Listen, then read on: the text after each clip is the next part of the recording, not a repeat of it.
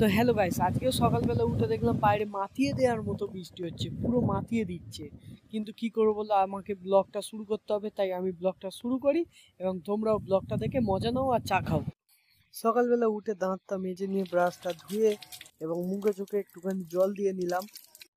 অনেকদিন ধরে ভাবছিলাম চুলটা কাটবো, তাই কাটা হয়ে ওঠেনি, তাই আজকে ভাবলাম চলুন চুলটা কেটে আসি। পুরো মুরগির লেজের মতো চুল হয়ে গেছে, দেখতে পাচ্ছেন কি অবস্থা। ফাইনালি গাইস আমি রেডি হয়ে গাড়ি নিয়ে বেরিয়ে পড়েছি। দেখুন গাইস, আমাকে আয়নার ভেতর দিয়ে দেখুন কেমন লাগছে, আয়না দিয়ে দেখুন কেমন লাগছে। ইয়েস গাইস, এটা আমার না, আমার বাপেরই গাড়ি। চলুন স্টার্ট দিলাম। চলুন, পাশে ট্রেন আছে, পড়ে না গেলেই হয়। আপনাদের জন্য মনে হচ্ছে পড়েই যাব।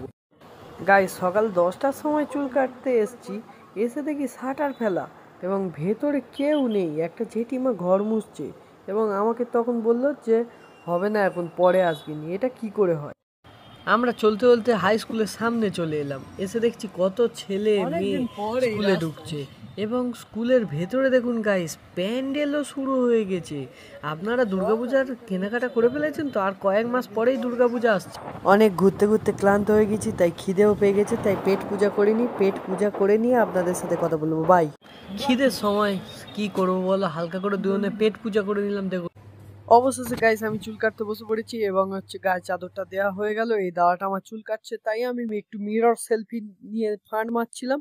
তাই যাদের যাদের এই ভিডিওটা ভালো লেগে থাকবে তারা তারা একটু লাইক করে দেবেন, ইউটিউবে দেখলে সাবস্ক্রাইব করে দেবেন, ফেসবুকের পেজে দেখলে ফলো করে দেবেন, পাশে থাকবেন এবং সাপোর্ট করবেন। বাই।